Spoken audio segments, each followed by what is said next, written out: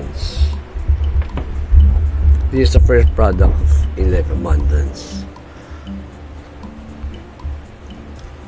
This is the first product in life, abundance.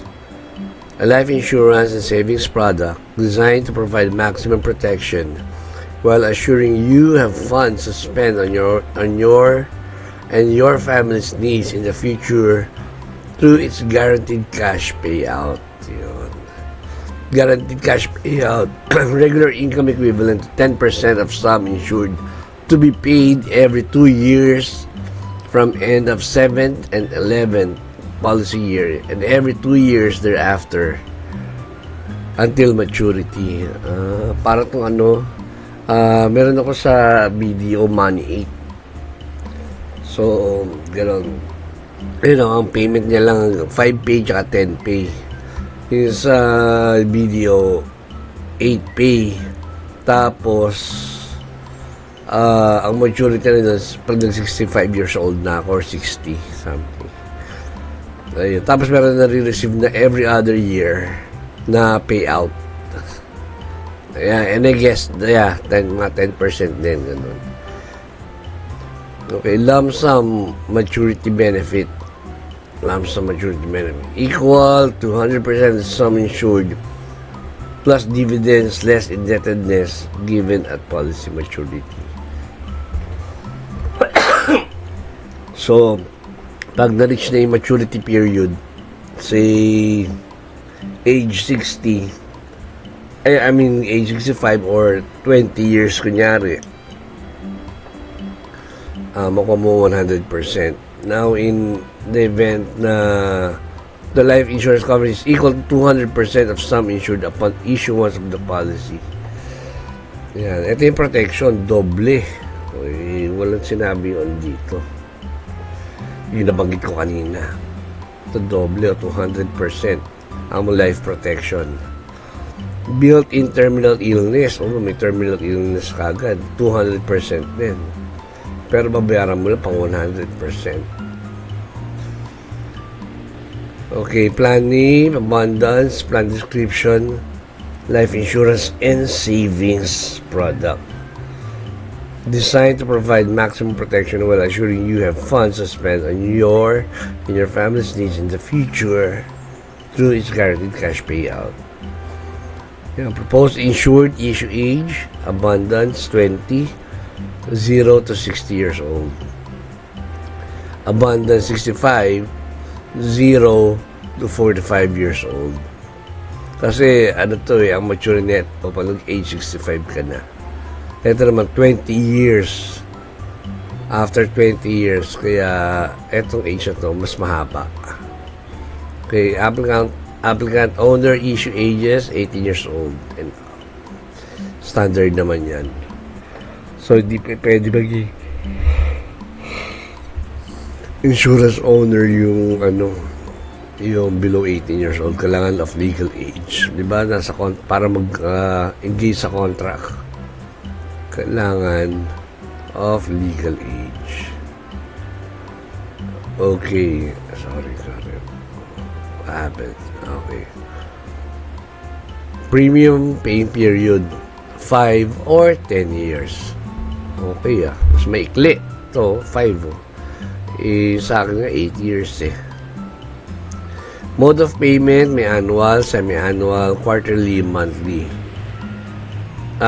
For me, kung medyo may tabi-tabi ka muna dyan ngayon para hindi mabigat, annual for me kasi kung quarterly parang medyo taxing babayad ka na naman uli at least mayroon kang isang taon para pag-ipunan uli. Okay, so ako nag-annual ako dyan. Minimum sum insured 300,000. Yan, pinaka minimum. Siyempre pwede pa tumashi, pwede 1 million, 2 million, depende sa willingness mo or capacity mo na mag-set aside for your insurance. Okay, syempre kung mas may budget ka dyan, better, di ba? Okay. Death benefit or terminal illness benefit, 200% of sum insured. Plus dividends, less indebtedness. Ayun namin kasamang dividends to.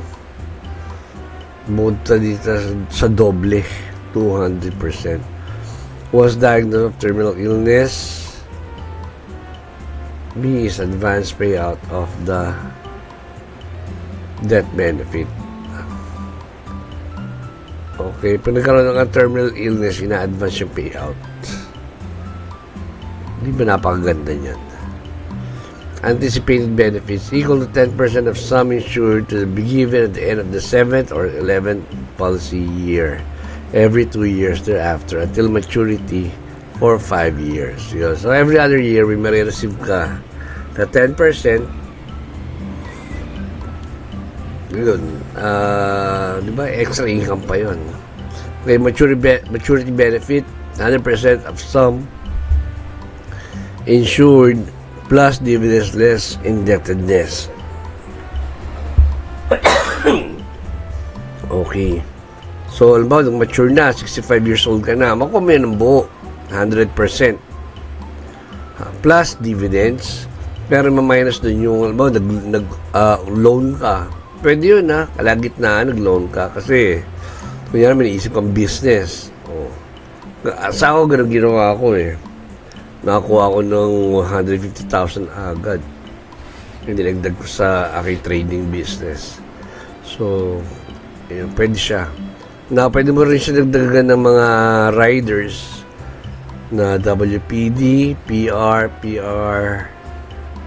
WPD. Later on, explain natin kung ano yung mga riders na yan. Premium bands based on sum insured.